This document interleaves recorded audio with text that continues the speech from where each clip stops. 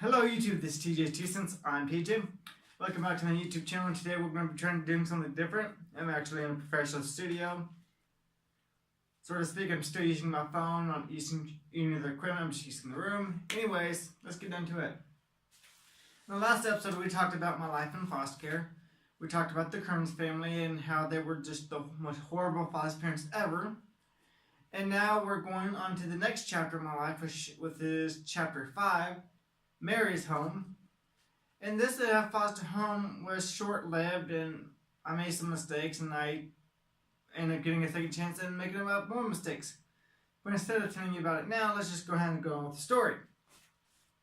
Anyways, after I got to the children's home, I was probably there not for that long, because it seemed like every single day I've been at the children's home has always been about a few months, 3 to 4 months. It hasn't really been like a long-term placement because it's not meant for a long-term placement. That children's home was never meant for that. Eventually, they found me a pre-placement visit with Mary West. Now, at first, the pre-placement visit was just fine. In a sense, you remember my first pre-placement visit with her, we went to Goodwill, got a big 55-gallon barrel bucket of toys from Goodwill. And she and I would go through it and she would let me keep a few toys, and then all the good toys, like the 90 retro stuff, and she would turn around and sell at her booth at the flea market that got shut down, I think about a year or two ago. And I also got like a big Smarty lollipop, and I played Super Nintendo all weekend. And I thought Mary West was actually a pretty fun place to hang out with. She had an older foster kid named Adam. And I was the only kid out of her pre-placement visit. When I left Mary's home, I was also the only kid in the children's home in LBG, or Little Boys and Girls, if you don't remember. But anyways, I was the only kid there, so it was kind of cool going to and from Mary's house. I mean, the only kid there, because then all the staff gave me extra attention. Anyways, I wasn't at the children's home for that long, and I ended up getting a second pre-placement visit with Mary because my foster care workers wanted to make sure that I was actually going to get a log out of her house, because her house is in the middle of nowhere. It was located in Peck, Kansas, right by the railroad tracks, and it was a pretty nice place to stay at for the first couple of months because nothing really happened and it was uneventful, and that was fine. When I finally started school, I ended up going to the regular ed school because I didn't get my IEP in time. And I was doing really good at that school. I never really got into any trouble. There's one incident where I got confused with the word in science class, word organism, and I said orgasm instead, which to me is kind of funny that I think about today, but I got really upset then because people were making fun of me and I didn't understand what was going on. But I ended up only being at the school probably for like a week or two. Then I ended up getting transferred to Tri-City because I ended up getting my IEP. And it kind of sucked though, because at that time there was a science project where we had a goldfish we would take care of. And at the end of that week, we would end up being able to take the goldfish home if our parents would allow it. Anyways, I ended up getting transferred to Tri-City, and I ended up getting and normally when you get transferred to that school, you get put on yellow level. Because it's like a yellow level. There's 3 levels in that school: red, yellow, and green. Red level is when you're just doing shit horrible. You're just doing a horrible job. You're constantly getting into trouble. So one thing you can do on that level is is just do homework and classwork and that's it. And once your behaviors improve, you get on yellow level. But most kids get transferred to yellow level and either stay on that level or get promoted to green level. But yellow level, you're still able, you still have to do your classwork and stuff like that. And on Fridays, if your behaviors are good throughout the week, you're eligible to do the Friday afternoon activities, like go on the field trips and stuff like that.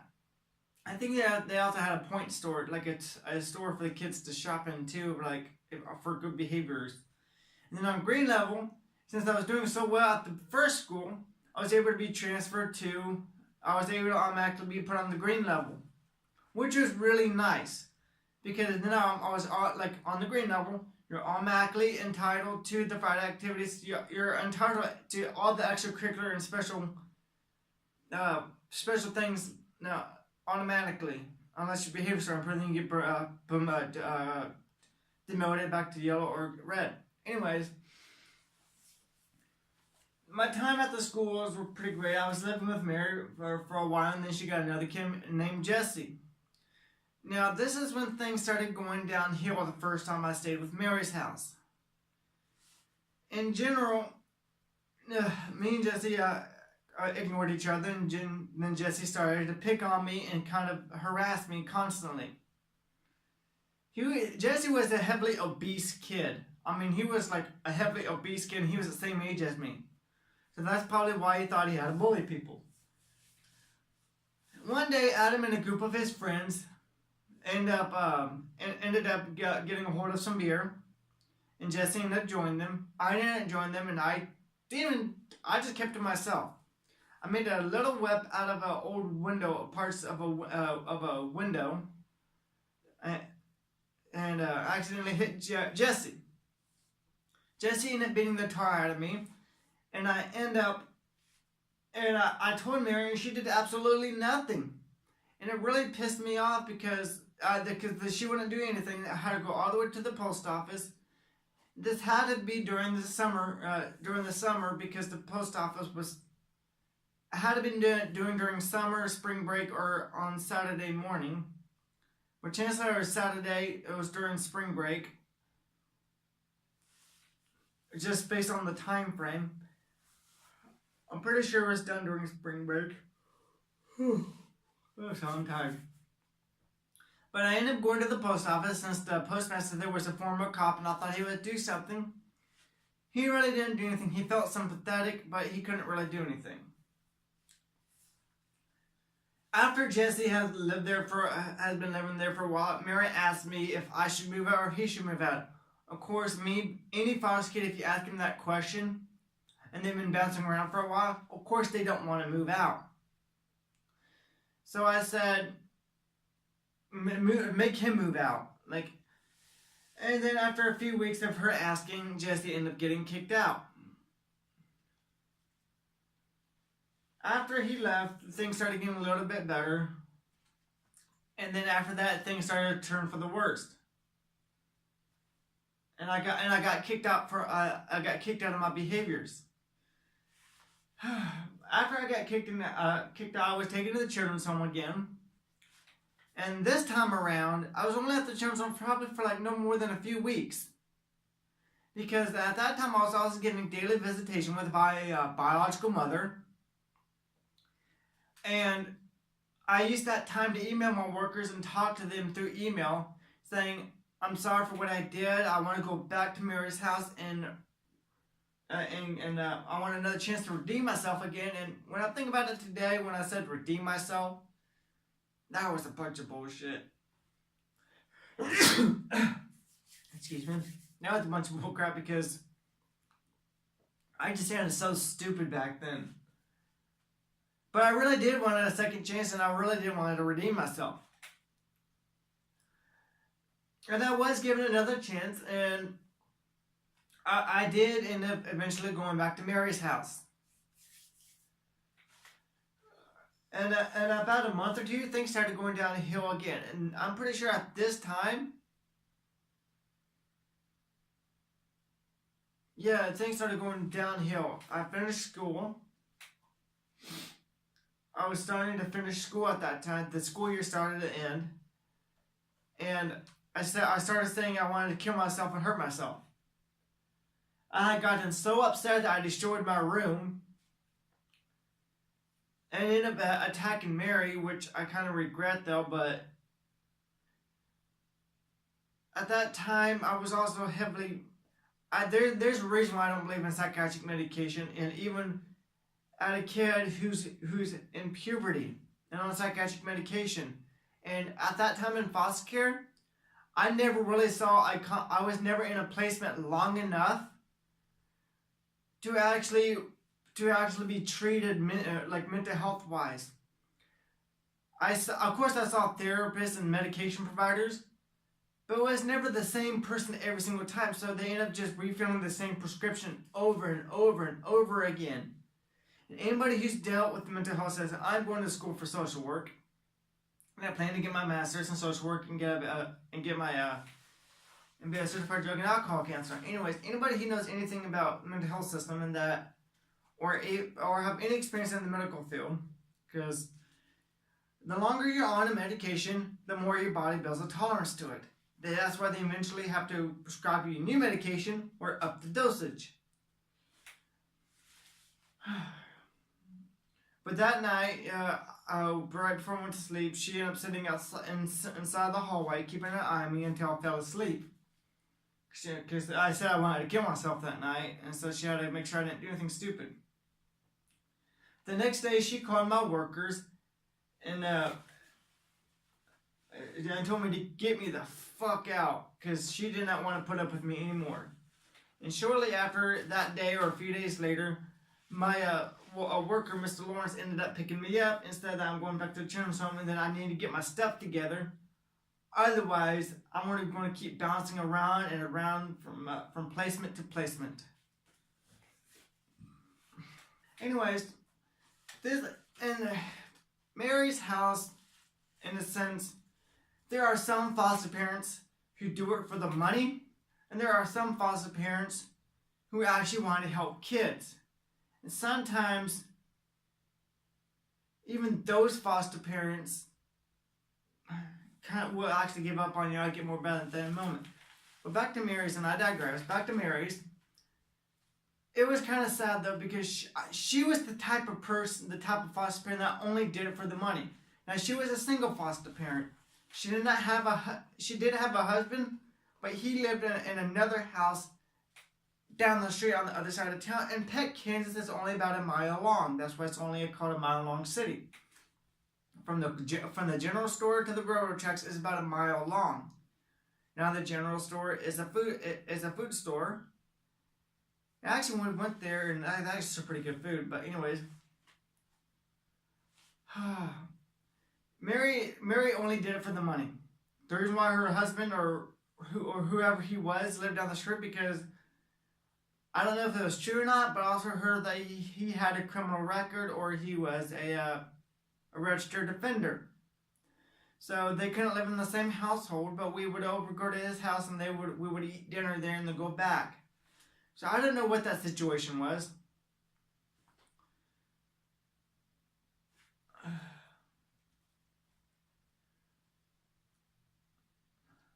I accidentally forgot to with that. And one of the situations that kind of stuck out from Mary's house was that, on my second stay there, she ended up getting another kid called Steve for the weekend for respite. And respite, I don't know if I mentioned this before, is a time where foster parents can send their kids to another foster parent's house to get away from the weekend, or they can take in foster kids to give those foster parents a break for the weekend. But we ended up getting a kid named Steve. And Steve was, me and Steve did a lot of cool stuff that whole entire weekend, along with Adam and stuff like that. And the funny thing about he was just there for the weekend. The funny thing about foster care is that if you develop a bond with somebody, or somebody makes an impression on you, I can almost guarantee you, 98% of the time, that you're going to see that same person, guy or girl, down the road again in foster care. You will see that person again. At least, if not once, at least once in your time in foster care. If you're in foster care, you're like your whole entire life as a kid. But I'll tell you more about that later, because I eventually did see Steve again in my life in foster care, which was very interesting in my opinion. But I might end up actually editing that in earlier, so. Alright, I'm actually trying to. Alright, where am I at in the script? Alright, now I'm back. Yeah, back to what I was saying before. Like, that's the only memorable moment I had at Mary's house. Because I didn't really do anything at Mary's house. I kept to myself, did stuff by myself. So I never end up really doing any extracurricular activities at Mary's. And it's kind of sad because I wanted to join the cross-country team in the 8th grade. And in the middle school in cross-country, or track, especially, no, wait, that was the cross-country team then, because I ended up doing track in the 8th grade. But I tried to join the cross-country team at that time, and I was shut down because they said, here, well, if you can run from this point to this point, it's exactly a mile long, we'll let you join the cross-country team. And I was wearing open-toed sandals, like that you strap onto the back of your feet with Velcro. And it took me probably 20 minutes just to run a mile, and they was like, oh, well, you're not going to be able to join the cross-country team. And then I kind of just gave up on that, which was kind of messed up. I didn't think Mary wanted to pick me up every day after practice. That's why she said that, which is really messed up, because it would have given me a chance to get out of that house and probably correct my behaviors. But like I mentioned before, certain foster parents only do it for the money.